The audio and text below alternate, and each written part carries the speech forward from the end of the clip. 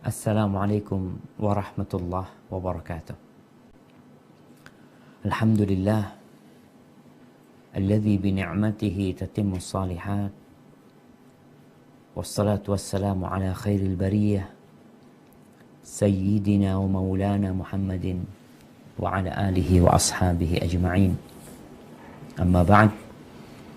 Hari ini kita berjumpa untuk melanjutkan kajian tentang perjalanan hidup setelah kematian. Di mana bumi yang kita pijak, mentari yang kita lihat, bulan yang menghiasi, semuanya akan berubah. Kita pun akan datang menghadap Allah Jalla Jalaluh atas apa yang sudah kita kerjakan di muka bumi ini. Keinginan manusia untuk kembali ke dunia tidak mungkin. Kesempatan itu Allah berikan sekali. Maka dengan kita mengaji dan mengkaji tentang perjalanan hidup kita setelah mati, harapannya kita dapat mempersiapkan diri. Karena tatkala ada yang bertanya kepada Nabi SAW tentang kapan terjadinya hari kiamat, maka Rasulullah SAW tidak menjawab pertanyaan orang tersebut, melainkan beliau balik bertanya. Beliau mengatakan, "Wa madza a'datta lis-sa'ah?" Dan apa yang engkau persiapkan untuk kiamat? Tatkala orang mengetahui dahsyatnya hari kiamat, hari kebangkitan, hari penimbangan amal, hari perhitungan, maka harapannya orang itu mempersiapkan diri. Dan kita berdoa memohon kepada Allah Azza wa Jalla agar nanti tatkala kita dihisab, kita dihisab dengan hisab yang mudah. Allahumma hasibna hisaban yasira. Ahibati fillah. Pada pertemuan sebelumnya kita telah menyampaikan bagaimana proses hisab. Adanya pelaporan, penyidikan, saksi-saksi didatangkan, kemudian persidangan. Subhanallah. Mungkin kita akan berpikir, Ustadz, kapan selesainya hisab? Di dunia kita melihat, kalau antum lihat, kenapa masih banyak orang yang di dalam tahanan? Terkadang mereka menunggu persidangan. Menunggu lama karena antrian. Sampai pernah kejadian di kota Madinah, ana menjadi penerjemah di sebuah persidangan tentang orang Indonesia yang menyogok. Dia waktu itu di lampu merah, dia terobos lampu merah, lalu dia dimintai STNK, dia taruh dalam STNK itu uang 50 real. Dengan harapan dia dilepas, ternyata dia malah masuk tahanan. Gara-gara bayar 50 real. Setelah 35 hari, waktunya dia disidangkan. Dalam persidangan terbukti dia salah. Tapi kata hakimnya, ya sebenarnya hukuman antum itu cuma 30 hari. Tapi sudah ditahan 35 hari. Karena nunggu antrian sidang. Akhirnya kata hakimnya, udah antum ngurus langsung keluar, kata dia. Nggak ada. Jadi ada kelambatan. Ini untuk manusia yang jumlahnya cuma berapa? Mamanya untuk Jember ya, untuk Surabaya, untuk Jakarta. Berapa sih jumlah penduduknya? Jember ada 2,3 juta. Yang ditahan berapa orang? Kenapa persidangannya lambat sekali? Ya memang jumlah personelnya. Dan kemampuan mereka untuk membuat persidangan. Sedangkan nanti pada hari kiamat yang akan disidang itu entah berapa puluh miliar manusia. Dalam satu waktu. Kira-kira kalau antum berbicara, antum generasi nomor berapa M ya? Dari sejak Nabi Adam alaihissalam. Kalau secara logika, ya Allah, ana nunggunya lama banget nanti. Tapi kita tuh yang pertama di sidang adalah umatnya Nabi Muhammad SAW. Tapi bicara umatnya Nabi Muhammad SAW, sejak zaman Nabi kita SAW sudah berapa ratus, berapa juta. Lalu kita ini di sidang nomor berapa? Allah Jalla Jalaluh menyebutkan bahwa persidangan pada hari itu cepat. Coba dibuka firman Allah Subhanahu wa taala di surat Al-Maidah ayat 4. Kayaknya kita pindah ke surat Ibrahim. Ibrahim ayat 51. Nah, tafadhal. Ibrahim ayat 51.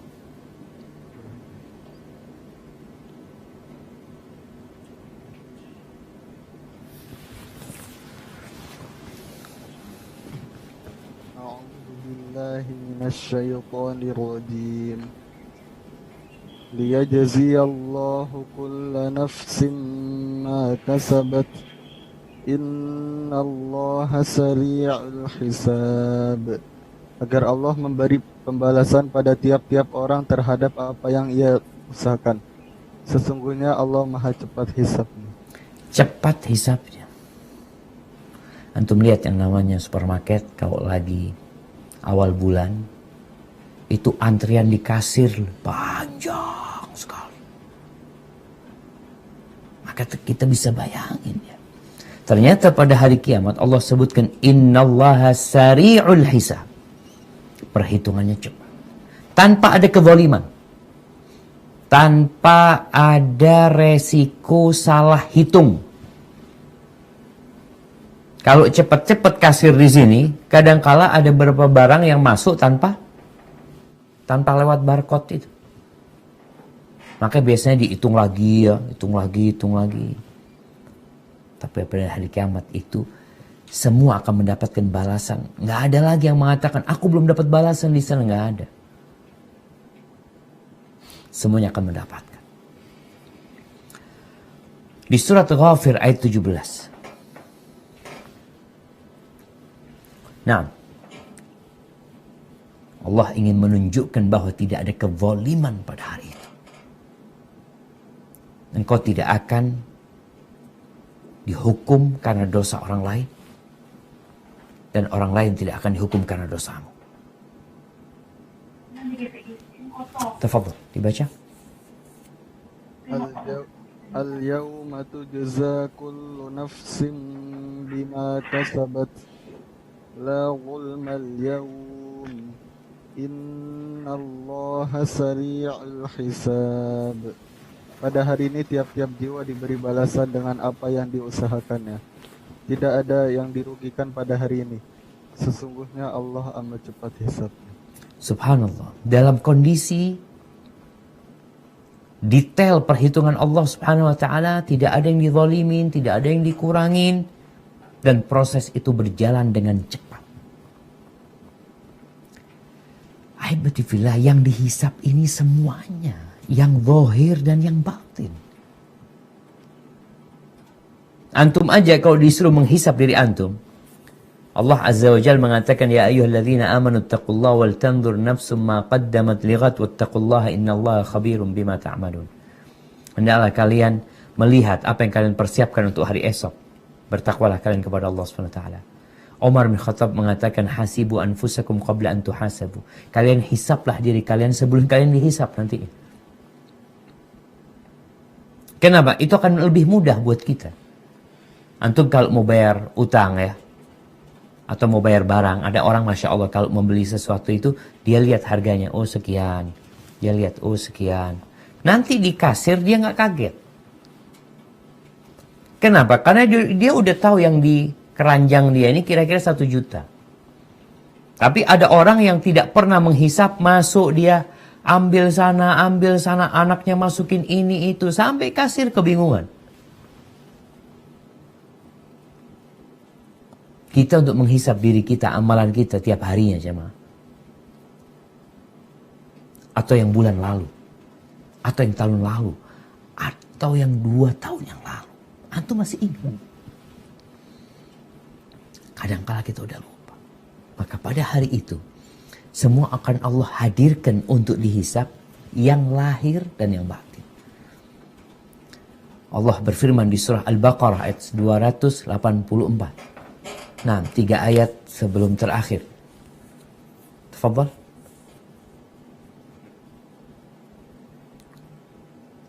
Lillahi ma fis samawati wa ma fil ardi wa in tubdu ma fi anfusikum aw tukhfuhu yuhasibukum bihi Allah fayaghfiru liman yasha'u wa yu'adzibu man yasha'u wallahu ala kulli syai'in qadir.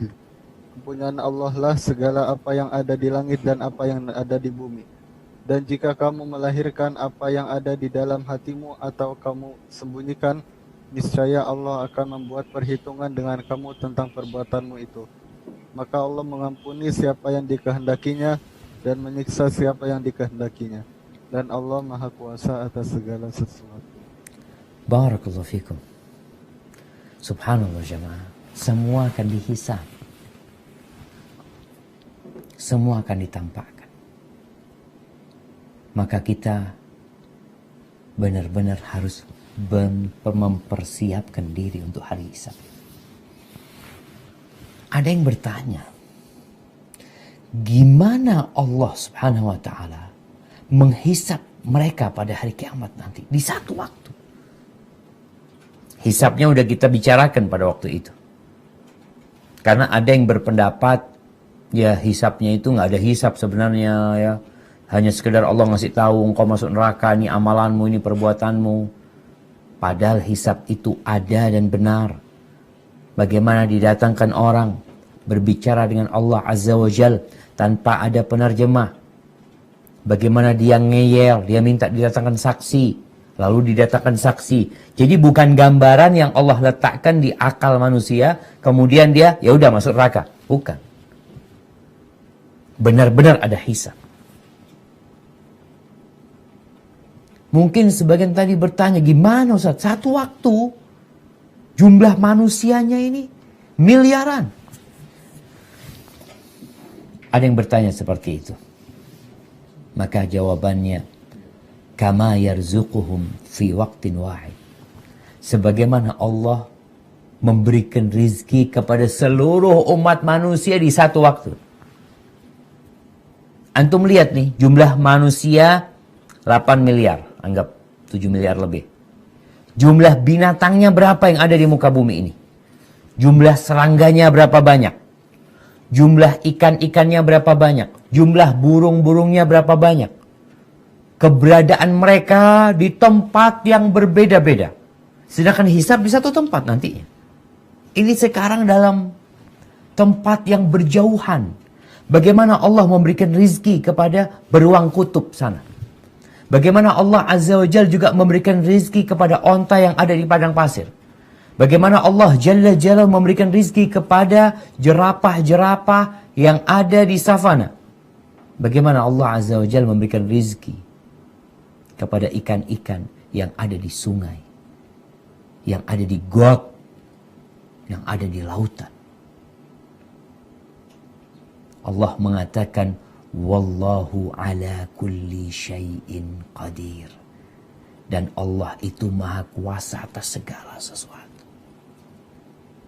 Makanya kita tuh kadang-kala kalau gunakan akal kita, lupa sama kekuasaan dan kebesaran Allah. Akhirnya mulai kita memberikan gambaran yang macam-macam. Karena ada sekelompok manusia yang menisbatkan diri kepada Islam, yang dia menolak adanya hisab. Yang dia menolak adanya penimbangan amal. Nggak ada. Itu hanya kiasan aja. Subhanallah. Kenapa? Oh, kalau dihisab satu persatu, kapan selesainya? Maka Allah katakan, innallaha sari'ul hisab. Allah cepat perhitungannya. Ahibati fillah. Di antara hisab yang belum kita bahas pada kesempatan yang lalu adalah yang berkaitan dengan qisas. Kalau yang berkaitan dengan Allah Azza wa Jal ada perhitungannya, tapi juga nanti ada kisos ternyata. Ada pembalasan. Orang yang pernah menyakitin orang lain, membunuh orang lain, mengambil hartanya, apapun yang dia perbuat, maka dia akan mendapatkan kisos. Kisos itu bisa berarti pengambilan pahala dari dia, diberikan kepada orang-orang yang pernah dia sakiti, atau dia diazab berdasarkan kesalahan dia kepada orang ini. Dari Abu Hurairah radhiyallahu anhu bahwa Rasul sallallahu alaihi wasallam bersabda, "Atadruna mal muflis?" Kalian tahu nggak orang yang bangkrut? Orang yang pailit. Dihisab ternyata banyak pahalanya. Dihisab salatnya sekian, kita bicarakan yang pertama dihisab salatnya Masya Allah, puasanya, zakatnya, hajinya, umrohnya setahun 3 kali. Masya Allah, banyak sekali pahala dia. Dalam penghisapan amal dia, banyak dia dapat hasil. Selesai setelah itu, oh tunggu dulu. Ada hisab yang berbeda nih. Ini ada orang-orang juga udah dihisab dia. Udah dihisab, udah ketahuan dosanya, udah ketahuan pahalanya. Lalu dia datang menuntut kepada Allah SWT. Maka ini orang bangkrut. Akhirnya yang tadi banyak sholatnya, banyak pahalanya. Kata Nabi SAW, Innal muflisa min ummati. Orang yang pailit dari umatku adalah orang yang datang pada hari kiamat membawa pahala sholat. Udah dihisab sholatnya Masya Allah. Wasiyamin. Dia punya pahala puasa. Masya Allah udah dihisab. Puasanya nggak pernah bolong. Wazakatin. Zakatnya juga Masya Allah. Tambah lagi sodako-sodako dia. Puasa-puasa sunnah. Sholat-sholat sunnah. Masya Allah. Orang ini secara perhitungan di catatan amal baik dia antara dia sama Allah baik. Ternyata ada catatan antara dia sama manusia. Ini juga akan dihisab. Makanya kadang-kala kita ngelihat ada orang yang dihisab itu di satu disidangkan ya, di satu kasus. Selesai kasus ini mungkin selamat dia. Tapi engkau punya kasus yang lainnya. Selamat dari kasus ini terjerat di kasus yang selanjutnya. Itu mungkin terjadi. Di akhirat pun seperti itu. Maka Nabi SAW menyebutkan nih orang yang bangkrut, yang bawa pahala puasa, sholat, zakat. Namun dia datang pada hari itu membawa dosa. Pernah membuli saudaranya. Pernah menuduh saudaranya berzina. Pernah makan harta saudaranya dengan cara yang haram. Pernah menguncurkan darah saudaranya.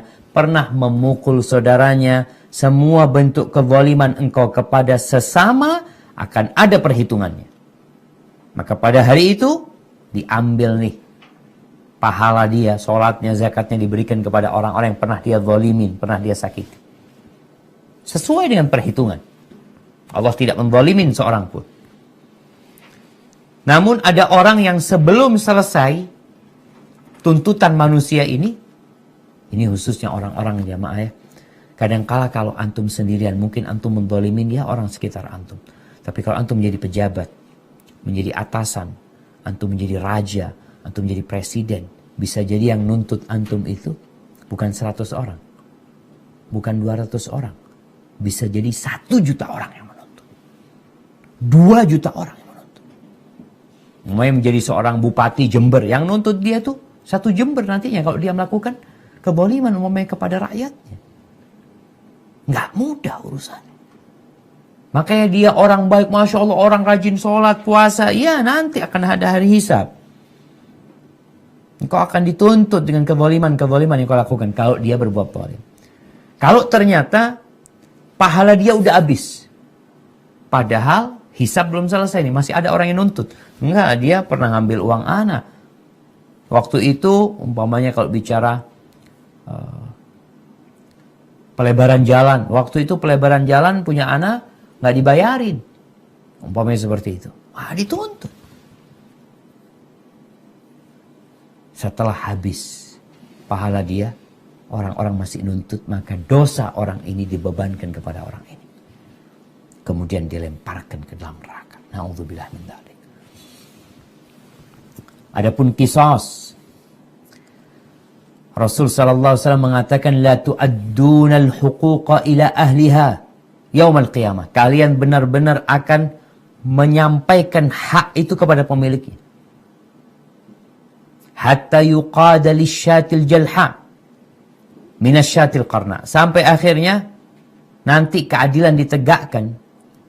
Kambing-kambing yang nggak bertanduk itu, yang ketika hidup di dunia ditanduk sama kawan-kawannya, maka dia akan membalas dendamnya dia. Nanti Allah akan berikan kesempatan. Maka hendaklah seorang yang hari ini melakukan kezaliman kepada saudaranya, minta maaf. Yang hari ini melakukan kesalahan, menyakitin, berhutang, apa saja yang urusan sama saudaranya, selesaikan. Karena hisabnya nggak akan terlewatkan sampai engkau menyelesaikan hal itu. Dan bicara hutang termasuk yang akan menjadi tuntutan nanti pada hari kiamat. Haibati fillah. Kalau bicara cepat hisabnya, ditambah lagi ada kisos nanti, ada lagi orang-orang yang menuntut. Berapa lama selesainya? Satu hari pada hari kiamat itu sama dengan 1000 tahun. Wa inna yawman 'inda rabbika ka alfi sanatin mimma ta'uddun. Allah berfirman di surah Al-Furqan ayat 24. Surah Al-Furqan ayat 24. Nah, silahkan.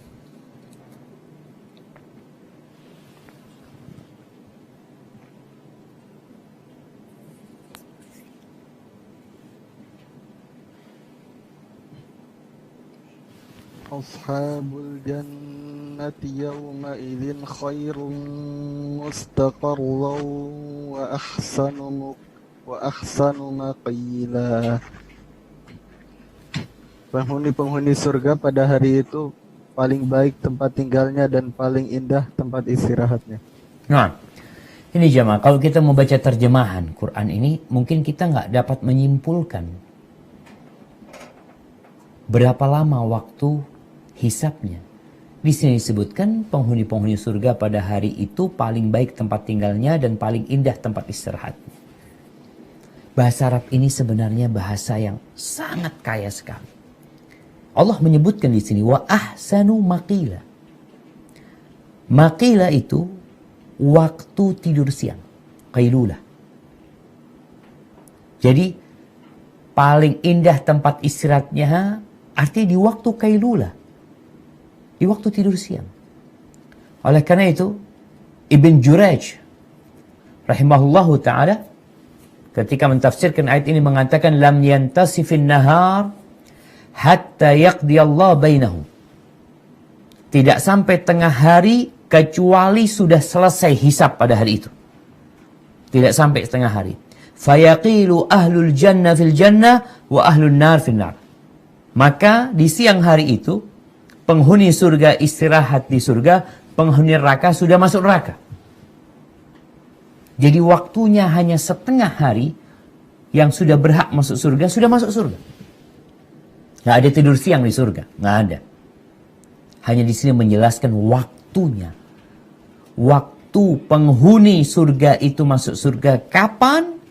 Setengah hari. Jadi hisab untuk seluruh umat manusia itu hanya setengah hari. Yang masuk neraka, ya sudah. Gimana caranya? Wallahu ala kulli syai'in qadir. Sebagaimana tadi kita isyaratkan. Ini seluruh muka bumi ini hari ini ngapain? Semua yang ngasih rezeki Allah Al-Khaliq. Sampai rezekinya. Janin-janin yang berada di perut ibunya. Bagaimana dia dapat makanan? Virus corona yang mungkin berpindah dari satu tempat ke tempat lainnya. Bagaimana berpindahnya? Itu Allah Azza wa Jalla yang ngurusin. Ahibati fillah. Setelah selesai hisab, nggak langsung masuk surga. Hisabnya selesai. Nanti masih ada pembagian rapot. Jadi hisabnya aja, hisab maksudnya perhitungan yang bermulai dengan penghisapan nanti, ada penyidikan ya, kemudian didatangkan saksi, kemudian nanti ada lagi penimbangan. Itu sampai masuk surga itu hanya setengah hari. Berarti yang urusan hitung-hitungan ini lebih cepat lagi. Mereka akan mendapatkan kitab mereka. Kalau di persidangan ini dapat vonis, dapat buku apa? Buku tuntutan dia atau apa, ini kau pelajarin, kau baca, dan mereka pun akan mendapatkan itu pada hari kiamat. Sekali lagi, hisab pada hari kiamat itu nyata. Bukan gambaran yang diletakkan di akal manusia. Bukan. Memang ada serah terima. Ada ngambil, ada memberikan. Allah berfirman di surat Al-Kahf ayat 49. Ini tentang detailnya hisab nantinya pada hari kiamat. Fadhal.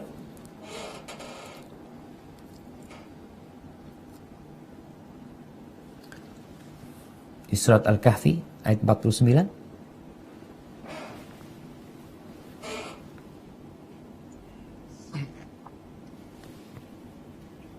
ووضع الكتاب فترى المجرمين مشفقين مما فيه ويقولون يا ويلتنا ما لهذا الكتاب لا يغادر صغيرة ولا كبيرة إلا أحصاها ووجدوا ما عملوا حاضرا ولا يظلم ربك أحدا.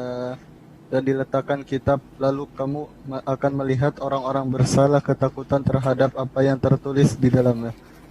Dan mereka berkata, aduhai celaka kami, kitab apakah ini yang tidak meninggalkan yang kecil dan tidak pula yang besar, melainkan ia mencatat semuanya. Dan mereka dapati apa yang telah mereka kerjakan ada atau tertulis. Dan Tuhanmu tidak menganiaya seorang jua pun. Subhanallah jemaah. Wala yadlimu rabbuka ahad. Tatkala kitab itu diletakkan, mereka pada ketakutan. Kenapa? Semuanya dicatat. Kalau amal soleh nggak apa-apa, dia akan gembira. Tapi kalau ternyata dosa-dosa dia sejak dia baligh, yang berkaitan dengan kewajiban dia kepada Allah Azza wa Jal, kewajiban dia kepada orang tua, kewajiban dia kepada agamanya, itu semua tercatat. Kalau catatan itu baik, maka dia akan bergembira.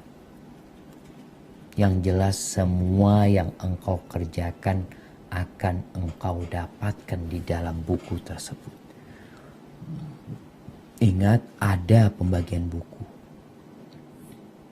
Dan Allah tidak mendolimin seorang.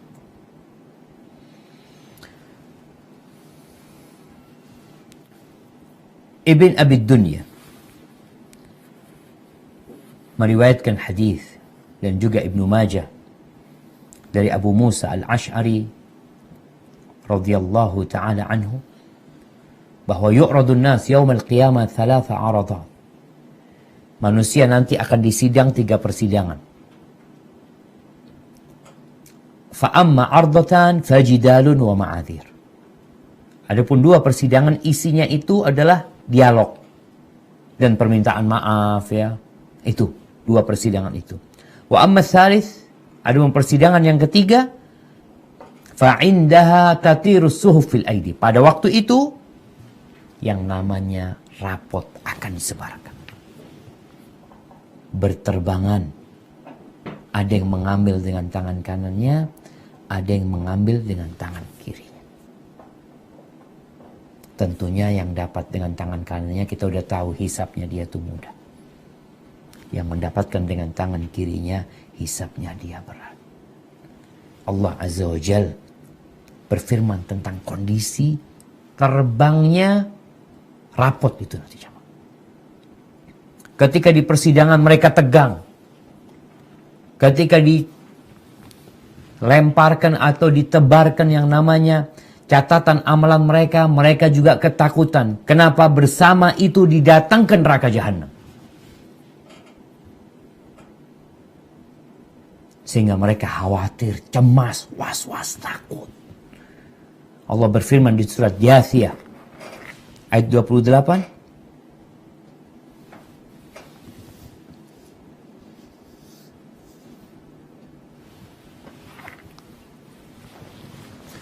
Tafadhal.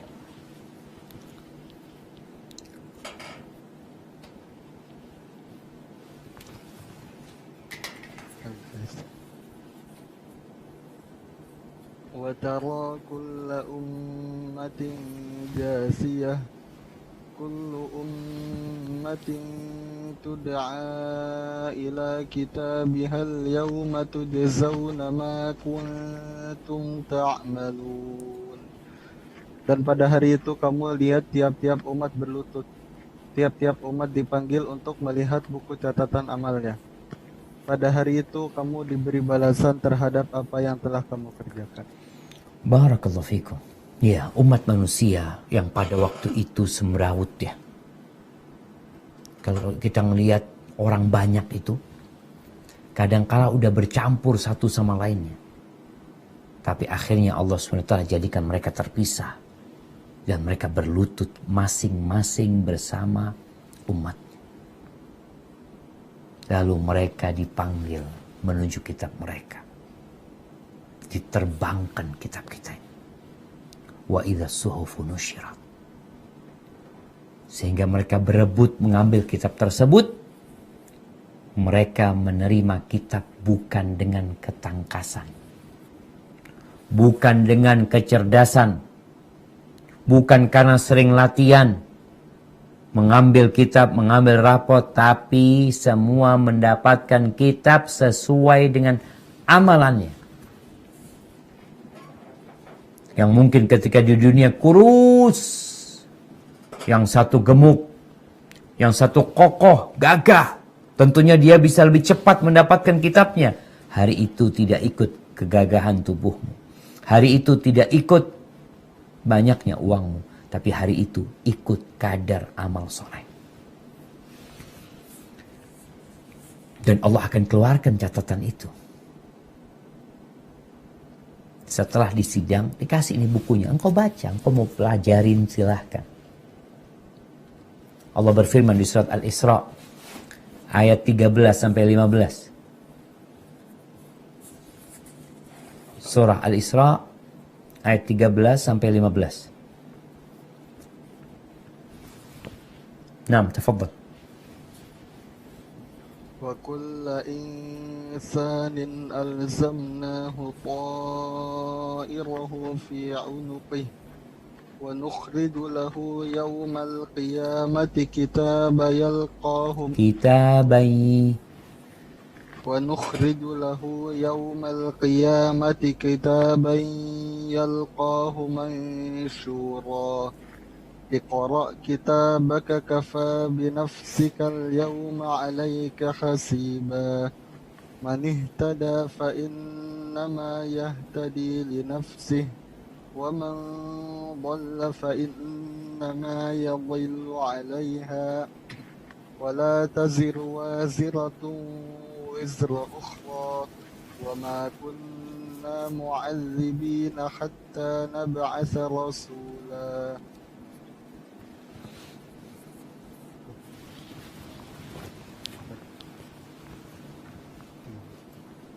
Dan tiap-tiap manusia itu telah kami tetapkan amal perbuatannya, sebagaimana tetapnya kalung pada lehernya. Dan kami keluarkan baginya pada hari kiamat sebuah kitab yang dijumpainya terbuka. Bacalah kitabmu, cukuplah dirimu sendiri pada waktu ini sebagai penghisap terhadapmu. Barang siapa yang berbuat sesuai dengan hidayah Allah, maka sesungguhnya dia berbuat itu untuk keselamatan dirinya sendiri. Dan barang siapa yang sesat, maka sesungguhnya dia tersesat bagi kerugian dirinya sendiri. Dan seorang yang berdosa tidak memikul dosa orang lain. Dan kami tidak mengazab sebelum kami mengutus seorang rasul. Barakallahu fikum. Nah, akan dikeluarkan kitab. Lalu dikatakan kepada dirimu, Iqra kitabaka. Baca, baca buku. Dan terbuka kitab tersebut. Cukup engkau sekarang menghisap dirimu sendiri. Ya kadang-kala kita nggak percaya sama perhitungan orang. Kita nggak percaya sama catatan orang. Oke, engkau buka. Tafadhol. Allah ingin menegakkan hujjah. Allah tidak ingin ada kezaliman. Dan tidak ada lagi alasan buat manusia yang mengatakan, loh, aku tidak melakukan perbuatan itu. Aku waktu itu nggak seperti itu kejadiannya. Baca kitabmu. Sehingga yang jelas, yang melakukan ketaatan sesuai dengan petunjuk, itu untuk dirimu. Kita ini sholat, kita ini zakat, manfaatnya buat kita sendiri. Kita ngaji, manfaatnya buat kita. Tapi yang berbuat dosa, ya kerugiannya ya dia yang berbuat dosa. Yang jelas Allah Azza wa Jalla akan menegakkan hujahnya dan Allah tidak memberikan adab kepada satu kaum kecuali Allah telah mengutus Rasul ke sana. Sehingga nggak ada alasan dia mengatakan, oh aku nggak tahu bahwasanya harus masuk Islam gitu loh. Nggak ada nabi yang datang. Semua nanti akan mendapatkan keadilan. Jamaah rahimakumullah, kalau bicara membaca kitab, orang kalau tahu isi kitabnya kebaikan, awal dia mendapatkan kitabnya dengan tangan kanannya, maka insya Allah dia akan semangat membaca. Karena dia tahu isinya kebaikan. Tapi kalau dipaksa suruh baca, dalam kondisi dia udah pegang dengan tangan kirinya, mendapatkan kitab dengan tangan kirinya, maka dia akan tenggelam di dalam kesusahan. Coba dibuka firman Allah SWT di surat Al-Haqqah. Al-Haqqah ayat 18 sampai 24. Surah Al-Haqqah ayat 18 sampai 24. Nah. Yauma idzin tu'raduna la takhfa minkum khafiyah. فأما من أوتي كتابه بيمينه فيقول هاؤم اقرءوا كتابيه إني ظننت أني ملاق حسابيه فهو في عيشة راضية في جنة عالية قطوفها دانية كلوا واشربوا هنيئا بما أسلفتم في الأيام الخالية. Pada hari itu kamu dihadapkan kepada Tuhanmu. Tidak ada suatu pun dari keadaanmu yang tersembunyi bagi Allah. Adapun orang-orang yang diberikan kepadanya kitabnya dari sebelah kanannya, maka dia berkata, ambillah, bacalah kitabku ini. Sesungguhnya aku yakin bahwa sesungguhnya aku akan menemui hisab terhadap diriku. Maka orang itu berada dalam kehidupan yang diridhoi, dalam surga yang tinggi, buah-buahannya dekat. Pada mereka dikatakan, makan dan minumlah dengan sedap, disebabkan amal yang telah kamu kerjakan pada hari-hari yang telah lalu. Barakallahu fikum. Jadi memang orang yang mendapatkan kitab dengan tangan kanannya atau dari arah kanannya, dia itu akan pulang dengan penuh kebahagiaan kepada keluarganya. Dia akan mengatakan, ha'umuqra'u kitabiyah. Dia udah baca. Dia udah tahu dengan isinya. Maka dia mengatakan kepada orang, baca bukuku ini. Dan orang yang berbahagia, yang telah bekerja keras, kemudian Allah memberikan kesuksesan buat dia, pada hari di wisuda dia, pada hari dia menerima ijazah itu, dia ingin menunjukkan kepada orang-orang. Dia nggak malu. Bahkan keluarganya dibikin bahagia sama dia. Berbagi kebahagiaan. Orang-orang mengucapkan selamat kepada dia. Masya Allah, selamat ya atas kesuksesanmu. Ini orang yang beriman kepada Allah. Dia yakin dengan adanya hari hisab. Maka sambil dia menyuruh orang-orang membaca kitabnya, dia mengatakan, Inni dhanantu anni mulaqin hisabiyah. Aku yakin selama hidup di dunia bahwa aku akan mendapatkan hisabku. Yakin. Orang yang punya keyakinan, maka dia akan melaksanakan perbuatan-perbuatan yang mengantarkan dia kepada apa yang dia yakini. Ya contoh nih sekarang kalau kita berbicara, antum sodakoh, duit habis. Antum sholat malam, capek. 1 jam sholat, orang pada enak tidur, antum capek. Antum puasa sunnah umpamanya, orang-orang pada makan, pada minum. Antum meninggalkan kesyirikan, mentauhidkan Allah subhanahu wa ta'ala. Orang mengatakan antum jangan terlalu ekstrim dalam beragama. Kita lihat orang-orang gak ada yang sholat, rezekinya banyak. Ada orang-orang kafir jadi orang paling kaya. Tapi seorang muslim yakin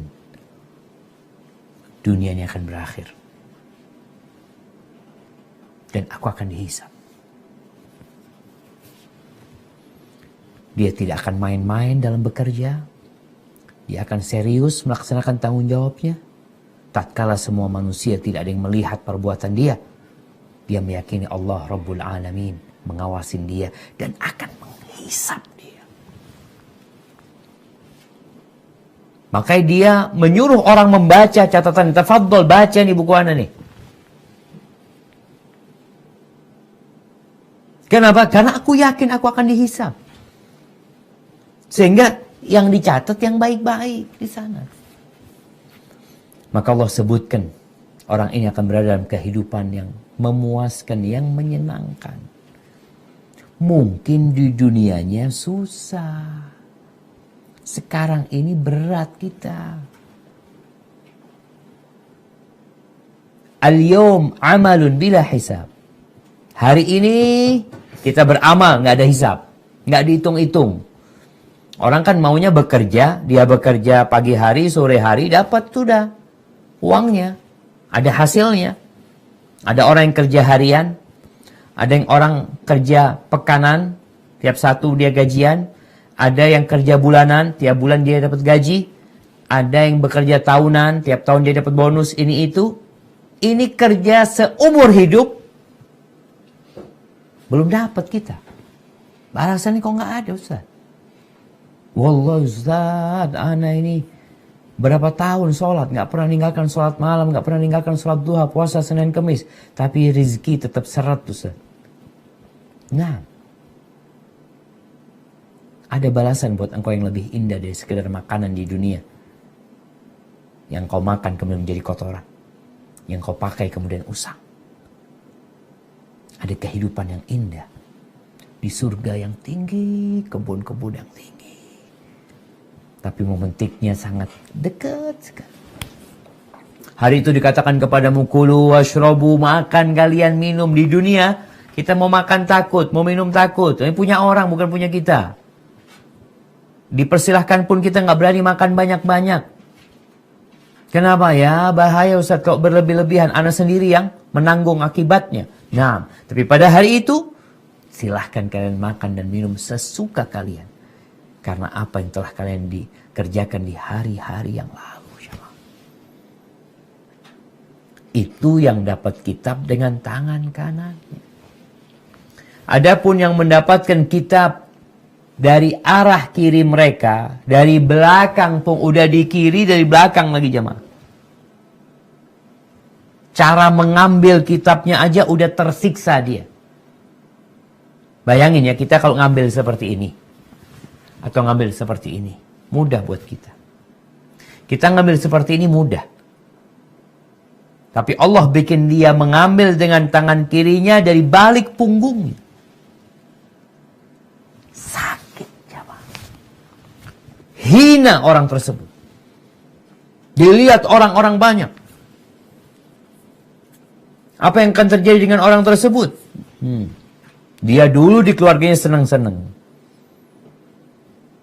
Dia dulu di keluarganya senang-senang. Allah sebutkan di surat Al-Insyiqaq ayat 10 dan selanjutnya. Nah, surat Al-Insyiqaq 10, 11, 12, 13. Wa amma man utiya kitabahu wara'a dhahrihi fasawfa yad'u thubura wa yasla sa'ira innahu kana fi ahlihi masrura innahu dhanna an lan yahur bala inna rabbahu kana bihi basira. Hasbuk. Nah. Adapun orang-orang yang diberikan kitabnya dari belakang, maka dia akan berteriak, celakalah aku. Dan dia akan masuk ke dalam api yang menyala-nyala atau neraka. Sesungguhnya dia dahulu di dunia bergembira di kalangan kaumnya yang sama-sama kafir. Sesungguhnya dia menyangka bahwa dia sekali-kali tidak akan kembali kepada Tuhannya. Bukan demikian. Yang benar, sesungguhnya Tuhannya selalu melihatnya. Barakallahu fikum. Ini perbedaan yang mendapatkan kitab dengan tangan kanannya, dia yakin akan dihisab. Orang yang dapat kitab dari belakangnya, dia nggak yakin. Bahkan dulu hidupnya bersenang-senang dia. Menikmati kehidupan dunia ini tanpa pernah berpikir bahwa dia akan dikembalikan setelah dia mati. Sehingga dia tidak punya persiapan untuk itu. Dia sudah hidup di dunia selesai, habis-habis. Nikmatin hidupmu. Cuma sekali engkau di sini. Nggak ada keyakinan. Berbeda dengan orang yang yakin. Kesenangan dia mungkin bukan sekarang. Banyak keterbatasan dia di muka bumi ini.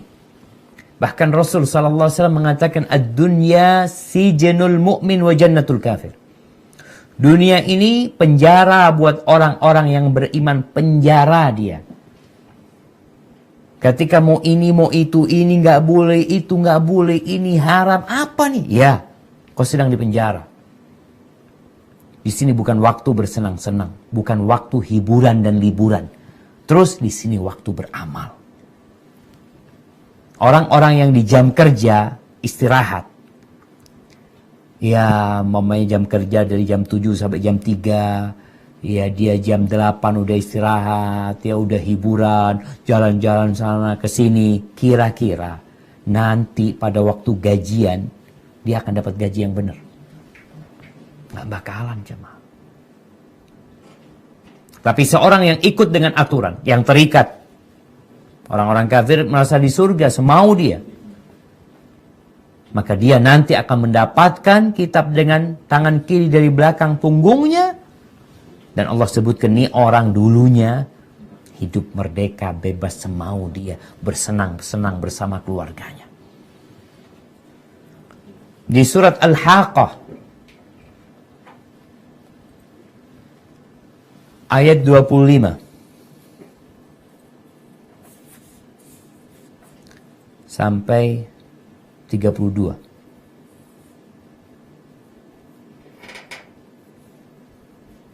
Nah,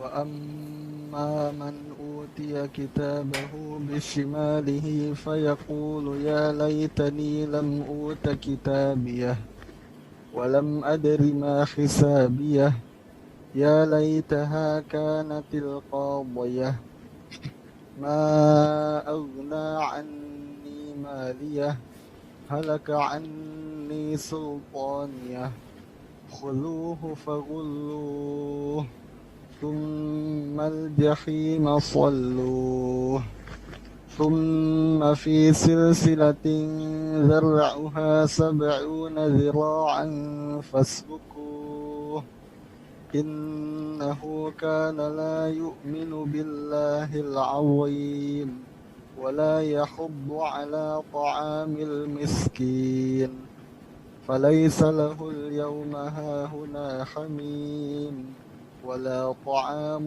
إلا من غسلين لا يأكله إلا الخاطئون. Hasbuk. Nah. Adapun orang yang diberikan kepadanya kitabnya dari sebelah kirinya, maka dia berkata, wahai alangkah baiknya kiranya tidak diberikan kepadaku kitabku ini, dan aku tidak mengetahui apa hisab terhadap diriku. Wahai kiranya kematian itulah yang menyelesaikan segala sesuatu. Hartaku sekali-kali tidak memberi manfaat kepadaku. Telah hilang kekuasaanku daripadaku. Allah berfirman, peganglah dia, lalu belenggulah tangannya ke lehernya. Kemudian masukkanlah dia ke dalam api neraka yang menyala-nyala. Kemudian belitlah dia dengan rantai yang panjangnya 70 hasta. Sesungguhnya dia dahulu tidak beriman kepada Allah yang Maha Besar, dan juga tidak mendorong orang lain untuk memberi makan orang miskin. Maka tiada seorang teman pun baginya pada hari ini di sini, dan tiada pula makanan sedikit pun baginya kecuali dari darah dan nanah. Tidak ada yang memakannya kecuali orang-orang yang berdosa. Barakallahu fikum. Itu orang yang mendapatkan kitab dari arah kirinya, dari belakang punggungnya. Kondisinya berbeda dengan orang yang mendapatkan kitab dari arah kanannya. Yang dapat dari arah kirinya malahan dia mengatakan, ya laitani lam uta kitabiyah. Andai kata aku tidak dikasih bukuku ini. Dia tidak menginginkan kehadiran kitab tersebut. Andai kata aku nggak tahu dengan isinya, hisabnya udah. Kenapa? Dia tahu dengan perbuatannya. Nggak perlu dikasih tahu orang, setiap manusia itu balil insanu ala nafsihi basirah walau alqa ma'adhirah. Orang itu lebih tahu dengan kondisi dirinya. Walaupun dia berusaha untuk membela diri ini itu. Makanya orang ketika sudah ada kepastian buku itu dari arah kiri dia dapatkan, maka dia berharap kematian itu menyelesaikan segala-galanya. Wallahi jamaah, kalau kematian itu sebagai penutup dari kehidupan ini selesai, orang mati itu udah selesai, maka kematian itu tempat istirahat buat orang hidup. Orang yang bunuh diri itu benar nanti bisa dibenarkan ketika memang kematian selesai. Engkau mati selesai, nggak ada hisab, nggak ada dibangkitkan manusia. Punya utang banyak, capek, bunuh diri udah selesai. Kita lihat beberapa waktu yang lalu ada beberapa pejabat pemerintah yang punya kasus kemudian bunuh diri. Kalau nggak salah kepala mana? Urusan pertanahan dan pasar. Temukan bunuh diri. Dia berpikir dengan bunuh diri selesai urusannya. Maka nanti pada hari kiamat ketika dibangkitkan dia berharap itu juga. Ini pemikiran yang menyimpang. Akan ada hisab. Mungkin engkau selamat dari hisab di dunia. Engkau tidak dipersidangkan. Engkau punya berbagai macam kekayaan, kekuasaan. Sehingga yang seharusnya engkau dihukum 10 tahun jadi setahun. Bahkan ada yang seharusnya dihukum, tidak dihukum pada akhirnya. Tapi pada hari itu, orang ini mengatakan, ma aghna anni maliya. Hartaku nggak ada gunanya. Nggak manfaat. Makan tuh hartamu.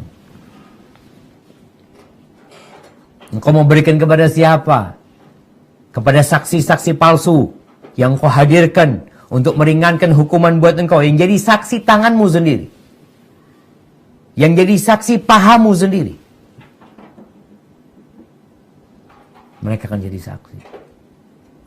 Halaka anni sultania. Penguasa. Kalau mungkin dia punya kekuasaan di dunia, ya dia bisa memutarbalikkan fakta. Ya. Tapi pada hari itu, kemana kekuasaanmu? Engkau keluar nggak pakai baju. Nggak ada yang ngawal dirimu. Kecuali malaikat yang mengantarkanmu untuk dihisab. Nggak ada anak-anak buahmu yang membukakan pintu mobil buat dirimu.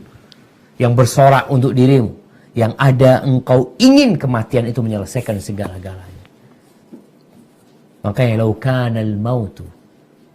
Andai kata kematian itu, ya akhir dari segala sesuatu. Lakana al-mautu rahata kulli hayyin. walau anna idza mitna turikna lakana al-maut rahata kulli hayyin walakinna idza mitna bu'itsna wa nus'alu an kulli syai'in. Andai kata kalau kita mati kita dibiarkan sudah sama Allah, maka kematian akan menjadi tempat peristirahatan buat setiap orang hidup. Akan tetapi kita kalau mati kita akan dibangkitkan dan akan ditanya tentang segala sesuatu. Khudhuhu faghulluhu. Bagaimana orang ini ditangkap, dibelenggu ke lehernya, dimasukkan ke neraka, selesai. Kita akan dihisab. Ketika engkau nggak beriman dengan yaumul hisab, bagaimana engkau akan bersungguh-sungguh? Ketika engkau tidak takut dengan hari hisab, bagaimana engkau akan cemas dan khawatir menghadapinya? Maka semua itu bermula dari keimanan yang berdasarkan ilmu dan keyakinan. Di surat Al-Jathiyah ayat 29, Allah menyebutkan apa yang dikatakan kepada orang-orang tersebut ketika kitab itu udah diberikan kepada mereka. Nah, surat Al-Jathiyah ayat 29.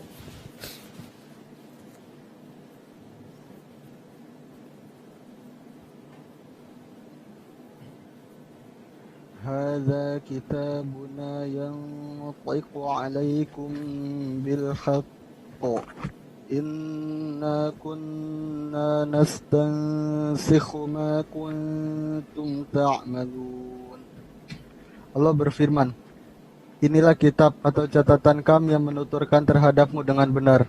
Sesungguhnya kami telah menyuruh mencatat apa yang telah kamu kerjakan. Masya Allah. Nastansikh ini sekarang ada bahasa dunia baru ya. Ada yang namanya cloning. Bahasa Arabnya cloning itu istinsakh. Jadi mencatat dengan seperti apa adanya. Kami benar-benar sudah mencatat apa yang kalian lakukan. Sekarang ya tinggal dibaca sudah. Nggak ada yang ditambahkan, nggak ada yang dikurangi. Maka jamaah rahimakumullah, sebelum hari itu tiba, tatkala kita masih punya kesempatan, selama hayat masih di kandung badan, jangan menunda-nunda. Ingat dengan perkataan Umar bin Khattab radhiyallahu anhu, hisablah diri kalian sebelum kalian dihisab. Itu akan meringankan kalian nantinya. Bicara umur, nggak ada yang tahu. COVID-19 belum selesai.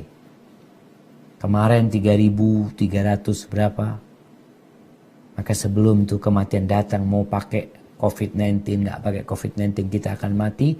Tapi bagaimana tatkala antum dihisab nanti? Antum sudah mempersiapkan diri, tentunya dengan meminta pertolongan kepada Allah Jalla Jalaluh. Hadza wallahu a'lam bishawab. Mungkin kita masuk ke sesi tanya jawab. Nah.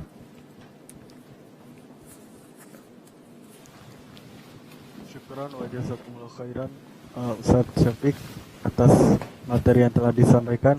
Kemudian kita masuk ke sesi tanya jawab. Sudah ada 2 orang yang raise hand, Ustaz. Tafadhal. Nah.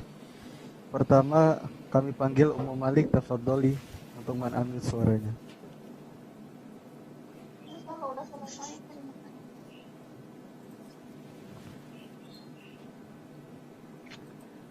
Assalamualaikum Ustaz. Waalaikumsalam warahmatullahi wabarakatuh. Saya punya 3 pertanyaan. Masya Allah. 1, apakah rasa iri, dengki, rasa marah, kesal, dan lain-lain yang hanya di dalam hati saja dan terkadang dilampiaskan kepada diri sendiri saja, seperti ngomel, marah, nangis sendiri di kamar tapi tidak ditunjukkan pada orangnya, adalah dosa yang akan dihisab juga? 2, apakah berdosa bila seorang istri masih sering mengingat mantan pacarnya dulu, tapi tidak bertemu atau komunikasi? 3, apakah hewan dan tumbuhan akan dihisab dan bisa menuntut manusia juga? Nah, barakallahu fikum. Masya Allah. Baik, nih ada 3 pertanyaan nih ya. Berkaitan dengan hisab nanti. Apakah perasaan-perasaan yang ada dalam diri kita, perasaan iri, dengki, marah ya, apakah itu nanti akan dihisap apabila tidak disalurkan kecuali kepada diri sendiri? Ketahuilah bahwasanya iman itu adalah ucapan hati dan amalan hati. Ucapan hati maksudnya adalah keyakinan dan membenarkan apa yang kita imani. Adapun amalan hati macam-macam. Kalau itu amalan hati seperti keridhaan sama Allah, tawakal, rasa takut sama Allah, maka amalan-amalan ini akan dihisap nantinya. Engkau akan dihisap dengan rasa takutmu kepada Allah SWT. Engkau akan dihisap dengan rasa tawakalmu. Tawakal itu amalan hati. Kemudian ada dosa-dosa hati. Bicara su'udzon, itu di hati sama Allah SWT. Keraguan dengan agama Allah, itu di hati. Maka akan ada hisapnya. Kalau berkaitan dengan tadi, pertanyaan tentang hasad, iri, dengki. Memang disebutkan tidak ada jasad kecuali di situ ada hasad. Tinggal bagaimana kita mengontrol. Kalau iri dengki itu yang ada di hati kita membuat kita merasa Allah tidak adil. Kenapa fulan kok dikasih, aku kok nggak dikasih? Ini amalan hati nih. Maka engkau akan dihisap. Tapi kalau engkau tahu itu pemberian Allah Subhanahu wa Ta'ala, tapi engkau kepingin punya seperti itu, dan engkau kepingin fulan itu nggak hilang nikmat dari dia, ini kok engkau akan dihisap. Tapi kalau engkau menahan diri, enggak, keinginan itu engkau tahan, enggak, ini dosa, ini enggak boleh, itu sudah ketentuan Allah Subhanahu wa Ta'ala, fulan dikasih ini sama Allah, anak enggak dikasih, tahu Allah itu maha adil. Kita tidak mengikuti perasaan tersebut, maka insya Allah nggak akan dihisap. Kemudian berkaitan dengan amarah. Ada orang marah.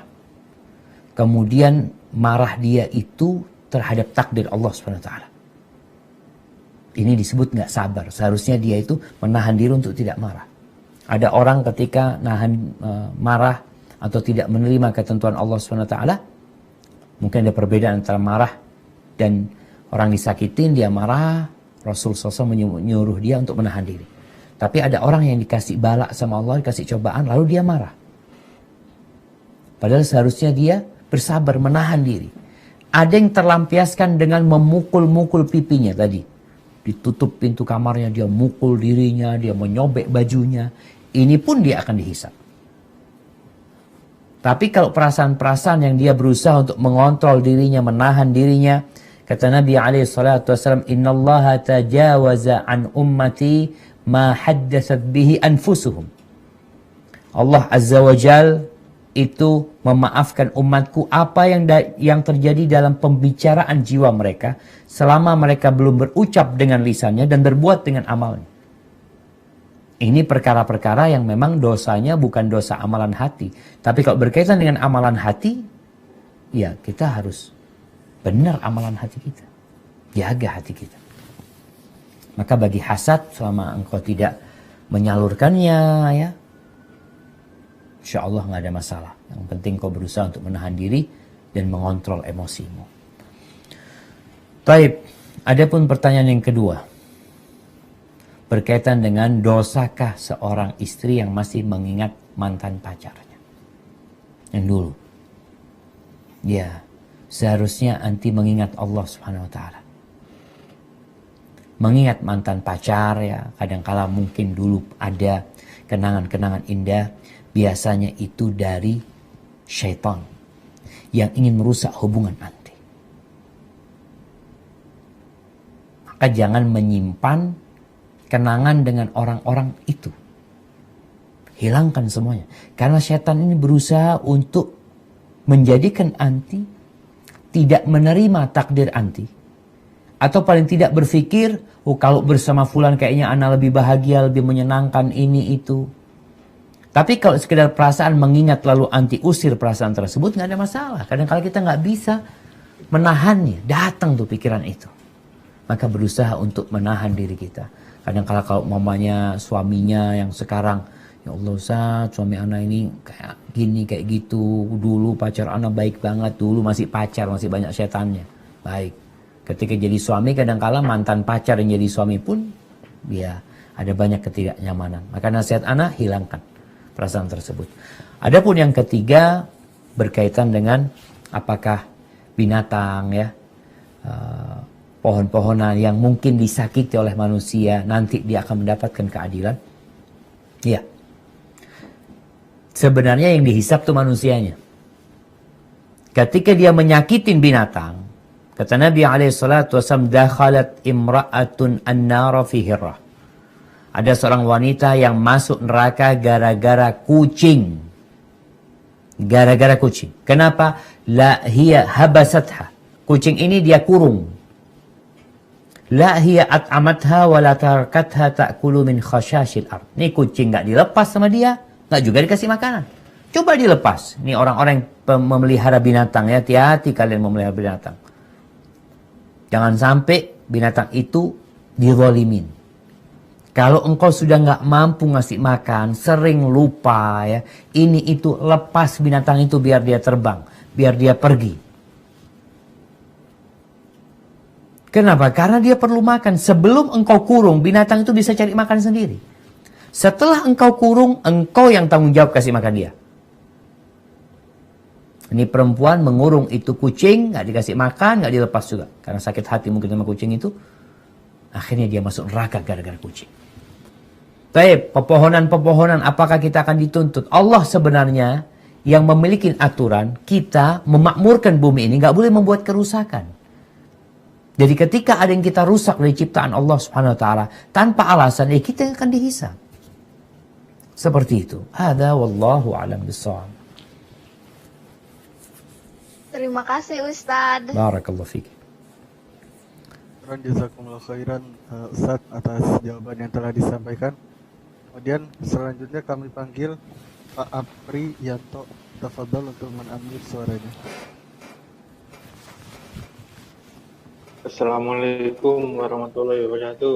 Waalaikumsalam warahmatullahi wabarakatuh. Ahlan wa sahlan. Saya ini mau tanya Ustadz Tafadhol. tentang yang terjadi sekarang di masyarakat, kan terkadang orang lomba-lomba untuk membuat konten-konten yang kadang melanggar aurat mereka, melanggar yang negatif-negatif lah Ustadz. Apakah mereka pasti kan seperti apakah yang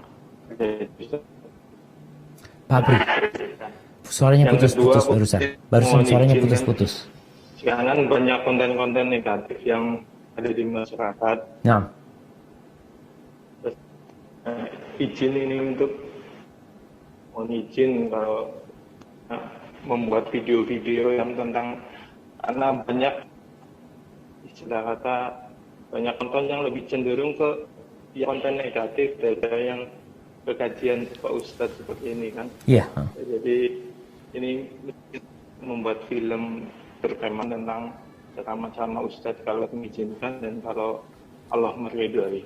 Nah, Mungkin barakallahu. itu aja Ustadz. Siap, Pertanyaan barakallahu saya. fiik. Naam jamaah. Subhanallah ya. Sekarang ini, ya Allah, mudah-mudahan Allah menjaga kita semuanya. Berkaitan dengan media.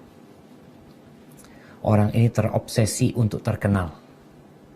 Ada yang obsesi, yang menjadi ambisi dia adalah popularitas. Bukan uang. Dia sudah banyak uangnya. Tapi dia ingin populer. Sehingga dia menciptakan konten-konten yang dapat memperbanyak subscriber dia, memperbanyak viewer dia, follower dia akan lakukan itu. Tapi niatnya popularitas.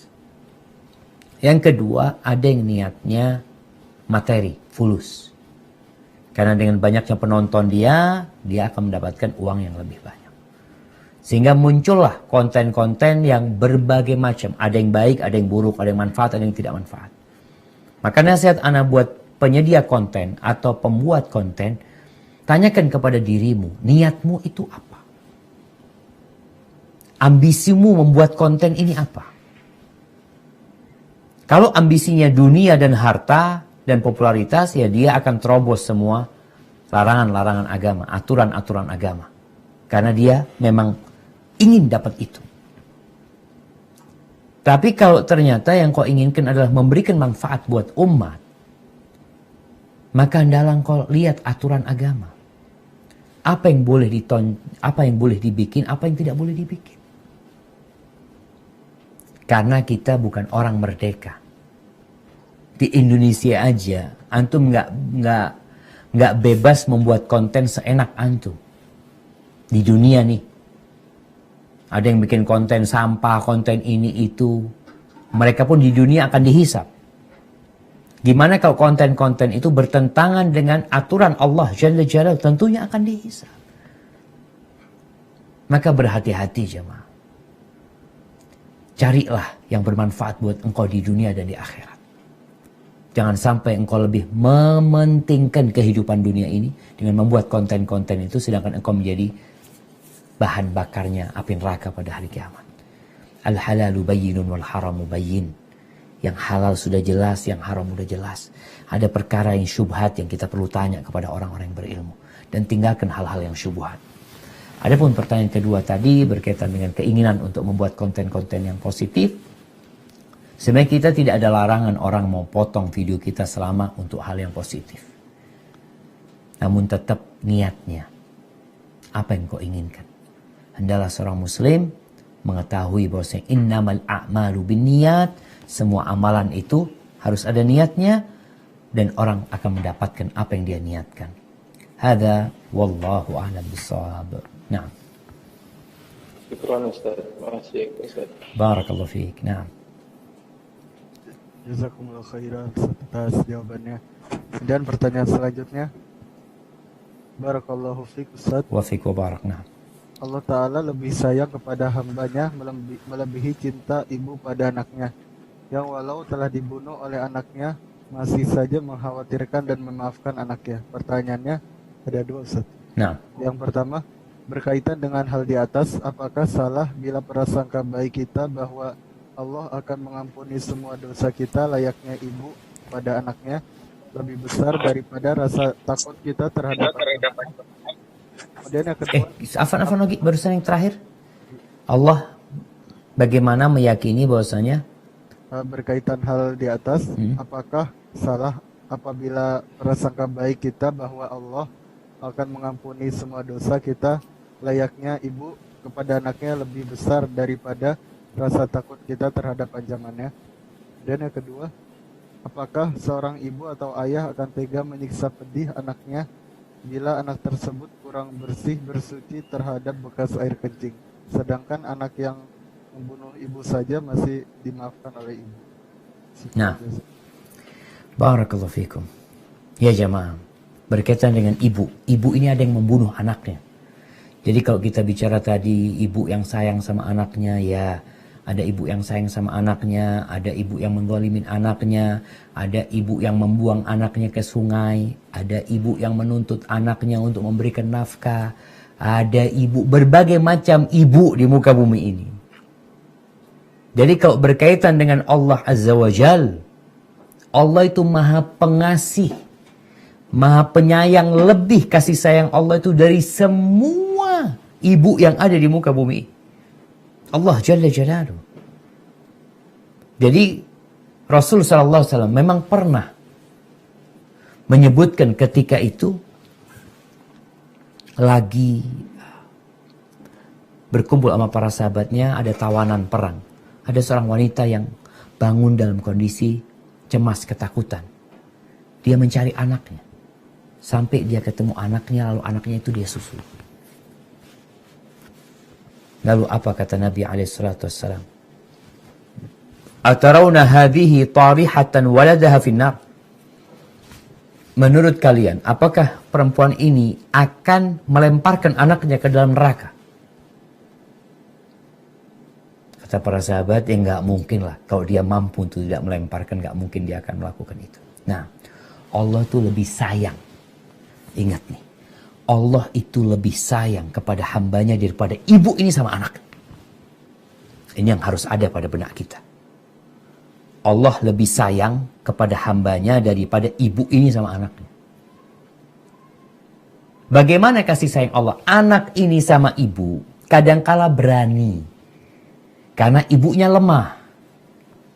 Maka dia kurang ajar ya. Dia tahu ibunya sayang sama dia. Tapi ketahuilah Allah Azza wa Jal.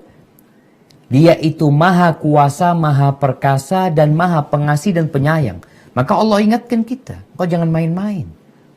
Ibu itu punya kelemahan. Kelemahannya tadi dia. Kadangkala perasaan dia anaknya berbuat dosa. Anaknya mencuri dibiarin. Anaknya kurang ajar dibiarin. Ini bentuk kasih sayang yang salah. Jadi ada kasih sayang yang benar, ada kasih sayang yang salah. Seharusnya anak gak benar dipukul. Apakah anak yang membunuh ibunya dimaafkan? Ada ibu yang anaknya ngambil uangnya, diusir sama ibunya.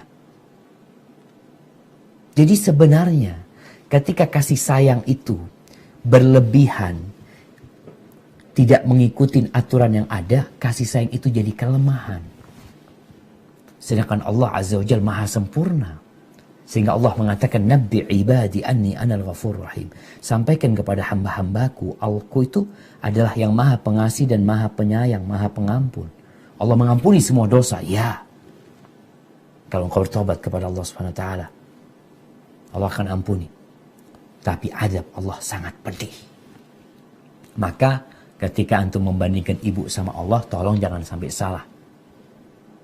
Kasih sayang Allah itu lebih daripada kasih sayang ibu.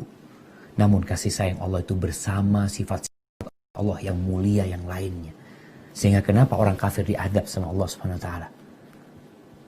Kalau Allah nggak kasihan sama dia. Nah, karena dia telah melanggar aturan dan melakukan kezaliman yang nyata. Maka berkaitan dengan pertanyaan tadi, maka yakin Allah itu maha pengasih. Allah lebih sayang sama kita daripada ibu kita. Ketika engkau berbuat dosa, kembalilah kepada Allah SWT. Allah akan ampuni. Tapi ingat, jangan main-main sama Allah SWT. Sebagaimana engkau kalau bermain-main sama ibumu, kau durhaka sama ibumu, mungkin ibumu gak marah. Tapi Allah yang marah atas perbuatanmu. Karena Allah juga sayang sama ibumu. Bukan hanya ibumu yang sayang sama engkau. Allah tuh sayang sama ibu. Sehingga Allah memerintahkan anak untuk berbakti kepada orang tuanya. Anak yang durhaka sama orang tuanya, Allah murka. Bahkan Allah ancam dia dengan api neraka. Hada wallahu alam bissawab. Nah. Jazakumullah khairan atas jawabannya. Kemudian kami panggil Al-Ukhdiyan. Tafadholi. Assalamualaikum Ustadz. Waalaikumsalam warahmatullahi wabarakatuh. Ustadz ingin bertanya. Nah. 2 hari yang lalu kakak saya meninggal dunia. Allah yarhamu. Tapi yang saya tahu kakak saya tuh suka berbuat syirik. Dengan bertanya kepada orang pintar. Jadi saya sedih banget ketika kematiannya mendadak. Apa yang bisa saya lakukan untuk menolong kakak saya, Ustaz? Barakallahu fikum. Naam jamaah. Berkaitan dengan dosa syirik ya. Kita tahu Allah Azza wa Jalla mengampuni semua dosa kecuali dosa syirik. Innallaha yaghfiru dzunub, innallaha la yaghfiru an yushraka bihi wa yaghfiru ma duna dzalika liman yasha. Tinggal sekarang yang perlu diketahui, apakah kakak itu sudah sampai tingkat syirik? Karena kalau bicara tanya kepada dukun, nah ini termasuk dosa besar. Yang kata Nabi SAW, man atakahinan aw arrafan lam tuqbal lahu salah 40 yawman. Orang yang datang ke orang pintar, paranormal, maka tidak diterima salatnya 40 hari. Kemudian orang yang datang ke orang pintar lalu bertanya, percaya dengan ucapan-ucapan dia, maka dia telah kufur dengan apa yang diturunkan kepada Nabi Muhammad SAW. Maka kalau memang kakak tadi, ya kita doakan semoga ya tidak sampai syirik yang mengeluarkan dari agama. Tapi kalau sudah dia ke sana, dia menyembelih untuk selain Allah Subhanahu wa taala, na'udzubillah min dzalik. Maka seorang muslim tetap mendoakan saudaranya selama dia tidak yakin dia mati di atas kesyirikan. Sisanya serahkan sama Allah Subhanahu wa taala.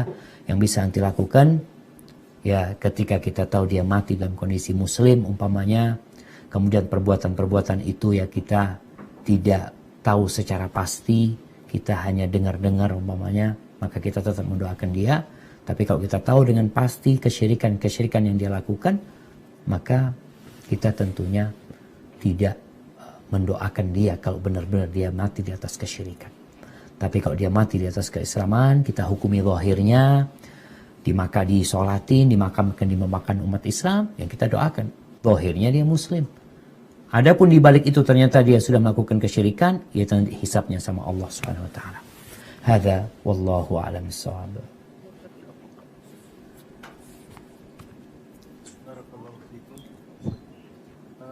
Pertanyaan selanjutnya. Assalamualaikum warahmatullahi wabarakatuh. Waalaikumsalam warahmatullahi wabarakatuh. Afwan, tadi kan membahas juga bila hutang akan dihisab juga nantinya. Saya izin bertanya. Saya seorang istri, keluarga orang tua saya ada yang suka meminjam. Keluarga orang tua saya ada yang suka meminjam uang pada suami saya, tapi mereka kebanyakan tidak sesuai janjinya. Bahkan ada yang bila diingatkan hanya dibaca WA-nya saja. Saya jadi nggak enak sama suami karena beliau yang bekerja. Saya menyampaikan pada suami saya, yang penting saya sudah mengingatkan 3 kali setiap bulan. Kalau mereka yang berhutang belum bayar juga, saya minta tolong pada suami untuk mengikhlaskan. Tindakan saya menurut Ustadz bagaimana? Soalnya saya ikhlas kalau soalnya bila saya ikhlas, suami agak berat. Kalau suami agak berat. Nah, barakallahu fikum. Ya jamaah, ini urusan utang piutang ya. Mungkin sekarang di dunia engkau ketemu sama orang-orang yang tidak menagih hutangnya. Jangan engkau berbaik sangka sama tuh orang. Oh, mungkin dia mengikhlaskan, Ustaz. Dia nggak pernah nagih, Ustaz. Hukum asalnya engkau tetap berhutang. Orang yang mati syahid aja, kalau masih nunggak hutangnya, belum bayar hutangnya, dia tertahan dari pintu surga. Padahal kita tahu orang yang mati syahid, ruhnya itu masuk ke surga. Tapi gara-gara hutang tertahan tuh dia tuh. Maka engkau harus berusaha melunasi hutang-hutang. Jangan mempermudah urusan hutang. Tapi sekarang pertanyaan tadi, gimana istri? Nih buat para keluarga istri. Kalau adikmu atau kakakmu menikah dengan seorang laki-laki yang baik hati, yang suka membantu, tolong hargai. Jangan sampai rumah tangga mereka ini bubar gara-gara utang keluarganya. Karena harta-harta suami. Istri minta dibantu keluarga, dibantu. Tapi tolong hargai adikmu. Jangan kau rusak adik. Ada sebuah permisalan yang mengatakan, idza kana sahibuka asalan fala talhathu kullahu. Kalau kawanmu itu madu, orang baik itu madu, jangan dihabisin tuh madu. Dikoretin sampai habis. Hilang manisnya. Maka keluarga sang istri tolong kasihani adik atau kakakmu. Jaga rumah tangganya. Bayarlah hutang itu. Engkau nggak mau bayar di dunia, di akhirat kelak engkau akan dituntut. Tapi sekarang istri udah mengingatkan 3 kali. Kemudian setelah 3 kali dia minta tolong sama suaminya untuk mengikhlaskan. Suaminya berat. Ya memang hak suami. Maka istri tolong jangan menuntut. Ini nanti jadi awal awal keributan dalam rumah. Yang punya utang gak mau bayar, si istri belain keluarganya agar sang suami mengikhlaskan, tapi suami berat. Maka istri jangan menuntut suaminya. Itu haknya dia. Maka sang istri mengatakan suaminya, bang sabar bang ya, semoga mereka bayar nantinya. Jadi jangan diminta suami yang mengikhlaskan. Engkau seharusnya menuntut kepada keluargamu untuk membayar.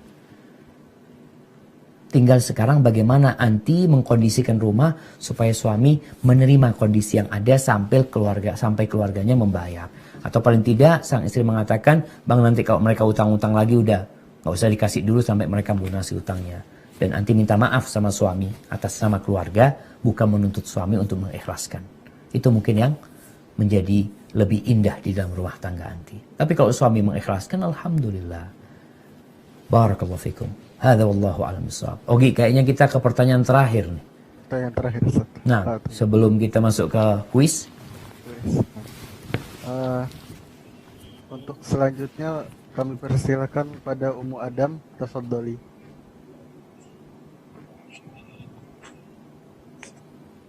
Assalamualaikum warahmatullahi wabarakatuh, Ustaz. Waalaikumsalam warahmatullahi wabarakatuh. Ahlan wa sahlan. Nah. Alhamdulillah. Ustaz, Ana mau bertanya, apakah Ana berdosa, Ustaz, ketika Ana tuh memblokir nomor teman Ana, bermulanya itu dalam masalah kerjasama, Ustaz. Kerjasama ini kan baru aja berjalan, memang belum ada keuntungan. Awalnya itu kita memang sama-sama ingin membagi keuntungan, kerugian tuh sama-sama sesuai dengan akad syar'i. Tapi di perjalanan ini emang gak ada keuntungan, terus tiba-tiba beliau itu membatalkan dan menagih semua dana yang sudah masuk. Dan saya sudah kembalikan, Ustaz. Setelah itu saya nggak mau lagi berhubungan dengan beliau. Tuh gimana, Ustaz? Ya, sudah saya blokir juga karena saya sudah terlanjur kesal gitu, Ustaz. Nah. Ya, barakallahu fikum. Nah, jamaah rahimakumullah. Berkaitan dengan hubungan kita sama manusia. Rasulullah sallallahu alaihi wasallam mengatakan, la yahjurul muslim akhahu fawqa thalath. Nggak boleh kita memboikot saudara kita, nggak ngajak ngomong dia, nggak ngajak salam dia lebih dari 3 hari. Lebih dari 3 hari nggak boleh. Jadi kalau anti tadi mau sakit hati 3 hari aja. Setelah 3 hari anti buka blokirnya. Anti ucapkan salam, selesai sudah. Dengan ini anti telah melewatin masa yang diperbolehkan. Anti ucapkan salam, selesai. Tapi anti setelah itu nggak mau hubungan sama dia, nggak apa-apa. Untuk urusan bisnis ini itu enggak. Tapi dia tetap saudara anti sebagai seorang muslim. Dia muslimah, anda muslimah, dia punya hak sebagai seorang muslimah. Tapi kalau untuk urusan kerjasama, ya mungkin bersahabat lagi, mungkin tidak. Tapi ukhuwah Islamiyah nggak boleh diputuskan. Jadi anti boleh memblokir dia, nggak mau kenal dia, nggak mau salam sama dia 3 hari. Setelah 3 hari, ya sudah. Anti buka, dalam kondisi anti tidak mau WA dia, nggak ada masalah. Tapi yang jelas anti tidak memutuskan ukhuwah ini. Anti mengucapkan assalamualaikum pada dia mau jawab alhamdulillah, nggak mau jawab, selesai. Tapi ucapkan ya selamat tinggal. Kita kayaknya nggak bisa lagi kerjasama, nggak bisa lagi bersahabat. Tapi engkau sebagai seorang muslimah, aku sebagai muslimah, aku akan jaga hak-hakmu. Seperti itu. Jadi memang itu diperbolehkan, tidak boleh lebih dari 3 hari. Kecuali memboikot seseorang karena perbuatan dosa. Jadi kalau kita punya kawan ya, dia melakukan dosa. Kita kasih tahu, kita kasih nasihat, dia nggak mau. Lalu kita nggak akan ketemu antum lagi. Selesai.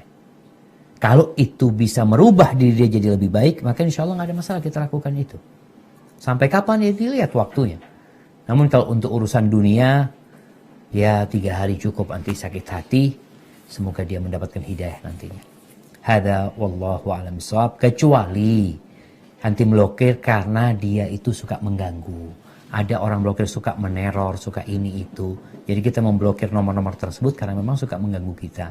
Maka nggak ada masalah ketika itu. Hadza wallahu a'lam bishawab. Jazakumullah khairan atas jawabannya. Kemudian kita masuk pada sesi kuis. Ustaz akan seperti yang telah Anda sampaikan, Ustaz Syafiq akan mengajukan 3 pertanyaan dan bagi siapa saja yang dapat menjawab atau ingin menjawab, dimohon untuk raise hand terlebih dahulu. Barakallahu fikum. Baik, pertanyaan yang pertama.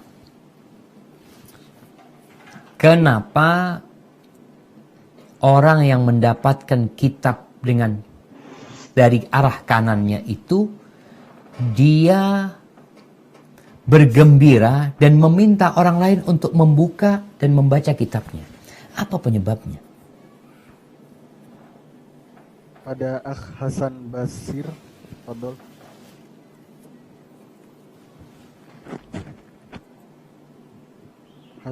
Akh Hazar Basir, fadhol. Assalamualaikum. Waalaikumsalam warahmatullahi wabarakatuh. Ahlan wa sahlan, tafadhal. Alang. Pertanyaan Nana. Ini jawaban yang diminta. Halo? Ustadznya yang tanya sekarang. Masya Allah, lupa Ana. Pertanyaan ustadznya, Nggak fokus. kenapa orang yang dapat tangan dengan tangan kanannya itu minta orang lain untuk membaca kitab dia? Kenapa? Karena orang tersebut bergembira Ustadz bahwasanya orang tersebut dijamin sama Allah SWT untuk masuk surga. Barakallahu fikum. Karena Jadi, dia yakin. Ya.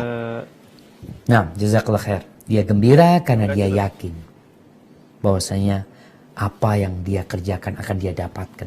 Keyakinan ini yang membuat orang itu dapat dengan tangan kanannya dan gembira. Barakallahu fikum. Baik. Antum tanya pekan depan insyaallah. Sekarang ustadznya yang tanya nih. Baik, pertanyaan yang kedua. Berapa lama proses hisab terjadi? Betul. Al-Ukhti Widya, fadhali.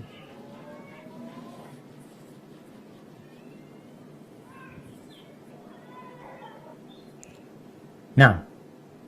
Betul. Assalamualaikum. Waalaikumsalam warahmatullahi wabarakatuh. Disebutkan bahwa proses hisab itu seperti seseorang yang akan beristirahat di siang hari, kailulah. Prosesnya dari pagi sampai siang. Prosesnya hanya setengah hari. Setengah hari. Prosesnya setengah hari. Cuma setengah hari itu seperti apa? Wallahu alam bisawab. Karena kita tahu orang miskin itu masuk surga 500 tahun sebelum orang kaya. Tapi yang jelas setengah hari udah selesai. Udah selesai dan penghuni surga udah di surga, penghuni neraka udah di neraka. Baik, pertanyaan yang ketiga. Bagaimana Allah Azza wa Jal menghisap miliaran manusia itu? Bagaimana? Dalam satu waktu ya, di waktu yang begitu cepatnya, gimana? Mungkin ada orang bertanya, gimana Ustaz, kata dia. Terus jawabannya? Bu Rini Umudafa, fadhali.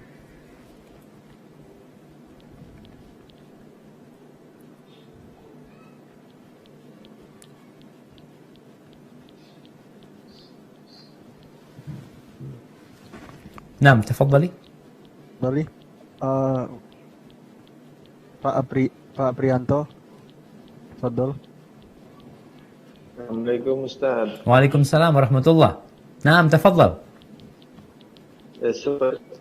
Seperti Allah melimpahkan rezekinya kepada seluruh umat manusia, seperti itulah kurang lebih cara Allah menghisapnya. Jadi Allah melimpahkan rezekinya mulai dari anak kecil yang di dalam kandungan, mulai dari semua orang, Ustaz.